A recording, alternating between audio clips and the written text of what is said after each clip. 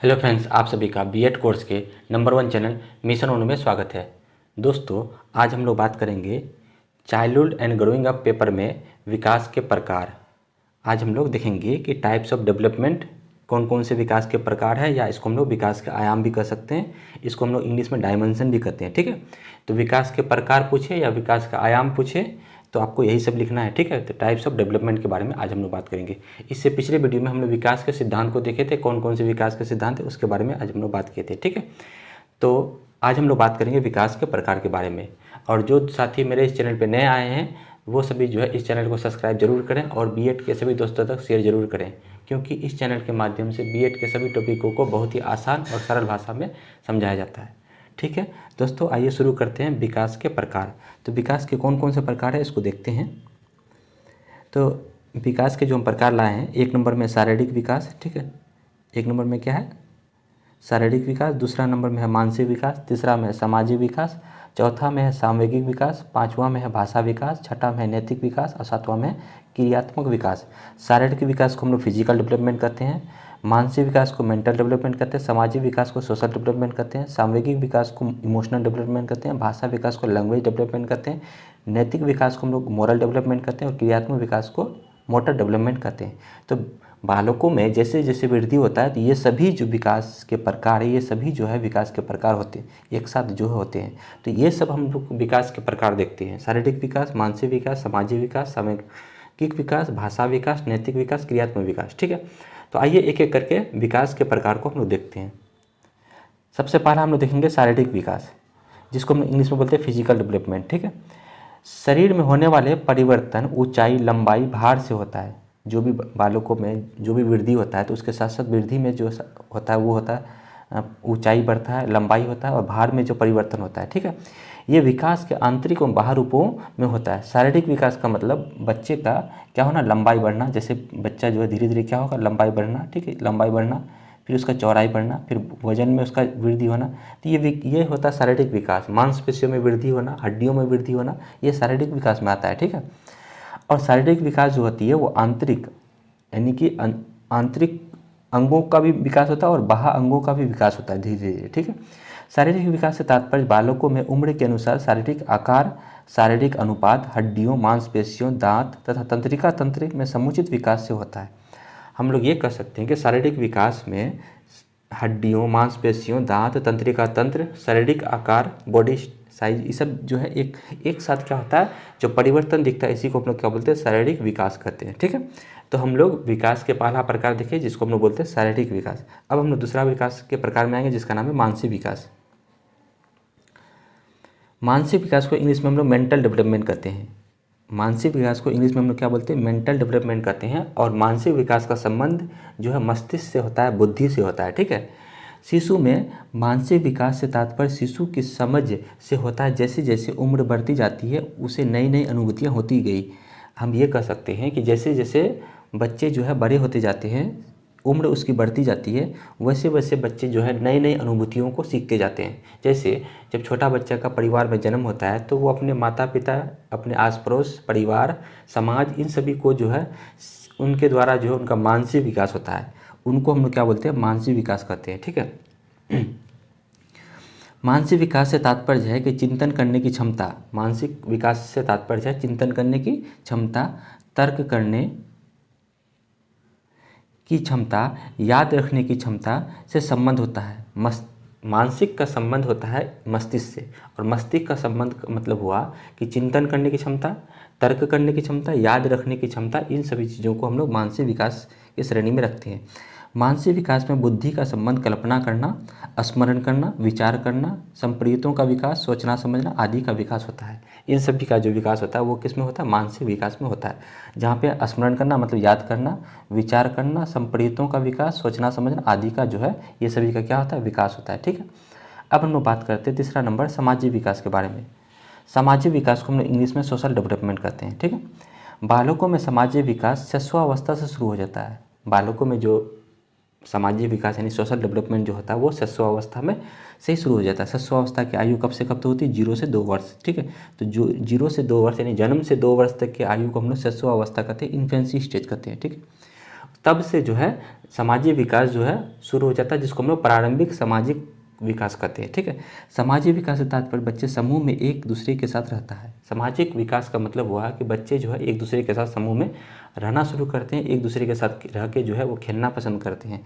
तो इसका मतलब हुआ कि वो उसमें सामाजिक विकास हो रहा है। ठीक है, बच्चों के सामाजिक विकास में समाज के प्रति अच्छा व्यवहार, अच्छे चरित्र का निर्माण, संस्कृति, धार्मिक तथा सामुदायिक विकास, आत्मसम्मान, स्वाभिमान के विकास से होता है। सामाजिक विकास का मतलब बालकों में अच्छा व्यवहार सीखना है, अच्छे चरित्र का निर्माण करना है, संस्कृति का, धार्मिक का, सामुदायिक विकास, इन सभी चीज़ों का जो है जब बालकों में विकास हो जाता है तो उसको हम लोग बोलते हैं सामाजिक विकास। उसको हम लोग क्या बोलते हैं? सामाजिक विकास कहते हैं। ठीक है, नेक्स्ट हम लोग आते हैं सामूहिक विकास, जिसको हम इंग्लिश में बोलते हैं इमोशनल डेवलपमेंट। ठीक है, सामूहिक विकास यानी इमोशनल डेवलपमेंट। इमोशनल का मतलब होता है जो बच्चों में अंतर्निहित यानी अंदर से जो बात निकलती है उसको हम लोग सामूहिक विकास करते हैं। जैसे बालकों में आयु के बढ़ने के साथ साथ सामूहिक विकास होता है।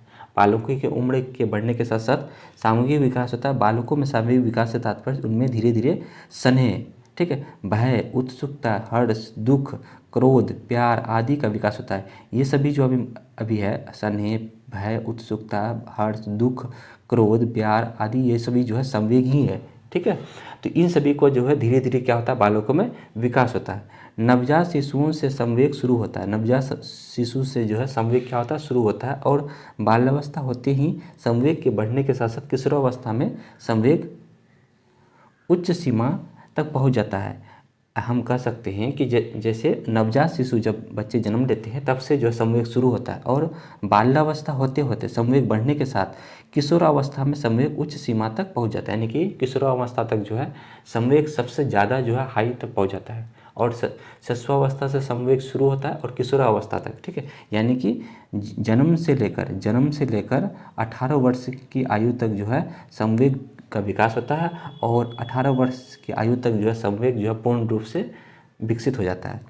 पहले बच्चों में भय, तीव्र क्रोध, शारीरिक क्रियाओं में बाधा और प्यार त्वचा के सराहने से उत्पन्न होता है। ऐसा कह सकते हैं कि जैसे बच्चे का जब जन्म होता है तो उसमें संवेग कैसे उत्पन्न होता है? जैसे तीव्र आवाज़ सुनने से, जो तो देखे होंगे बच्चा जब तीव्र आवाज़ सुनता है तो वो उसमें भय आ जाता है, तो इसका मतलब उसमें पहला भय संवेग उत्पन्न हुआ। ठीक है, अच्छा, किसी का कोई बाधा उत्पन्न हो गया, शारीरिक क्रियाओं में कोई बाधा उत्पन्न हुआ तो उसको क्रोध आने लगेगा।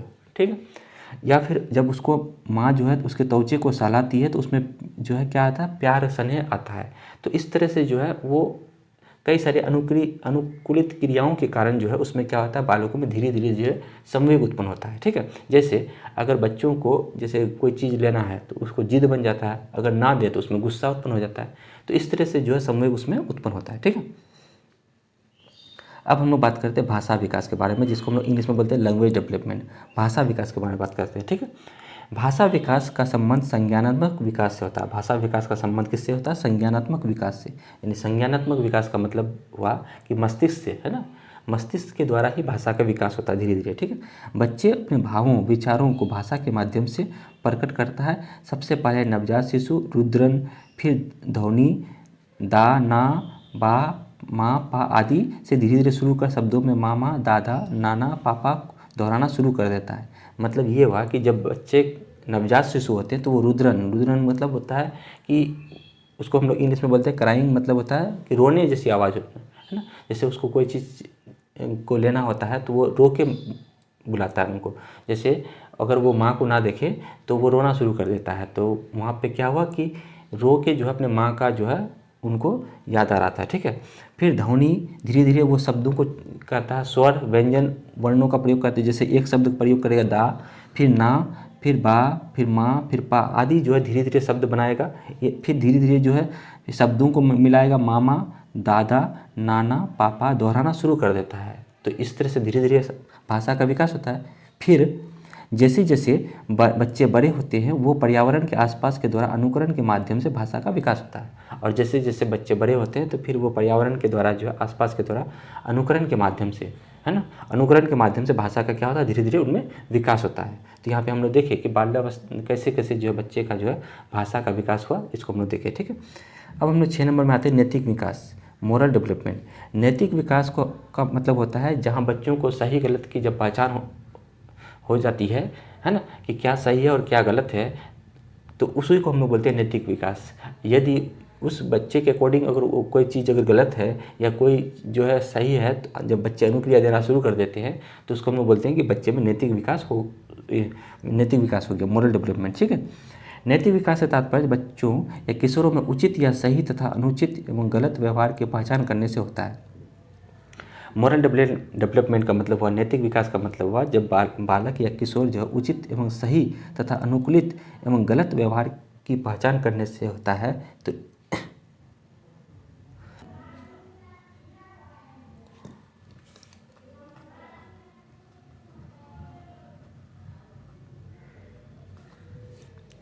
इसमें बच्चे वैसे व्यवहार को सीखते हैं जिसमें सही और दूसरों को गलत मूल्यांकन करने में सहायता प्रदान करती है। इसमें बच्चे वैसे व्यवहार को सीखते हैं जिसमें सही तथा गलत जैसे मूल्यांकन करने में उसे सहायता प्रदान करती है।